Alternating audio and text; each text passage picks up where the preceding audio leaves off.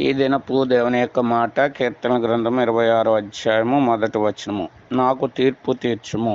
తీర్పు ప్రతి మనుషుడికి కూడా తీర్పు అనేది ఉన్నది. దాని నుంచి మనం తప్పించబడాలంటే భూమి మీద ఉండగానే మన జీవితాలు సరి చేసుకోవాలి. ఆ సరి చేసి దేవుడికి అప్పగించుకోవాలి. అందుకని భక్తుడు అంటున్నాడు, నన్ను పరిశీలించుము, పరీక్షించుము, పరిశోధించుము అంటున్నాడు.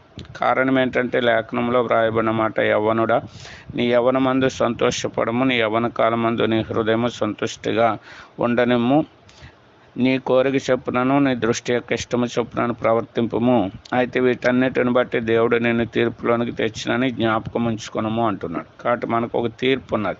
కాబట్టి ఈ తీర్పు నుంచి దాటింపబడాలంటే లేఖనము ఈ రీతిగా తెలియజేస్తుంది, నా మాట విని నన్ను పంపిన వాని యందు విశ్వాసం ఉంచు, వాడు నిత్య జీవము గలవాడు, వాడు తీర్పులోనికి రాక మరణంలో నుండి జీవంలోనికి దాటి ఉన్నాడని మీతో నిశ్చయముగా చెప్తున్నానని వ్రాయబడు. కాబట్టి ఆయన యందు విశ్వాసం ఉంచి ఆ తీర్పులో నుంచి తప్పింపబడడానికి దేవుడు సహాయం చేయనుగాక.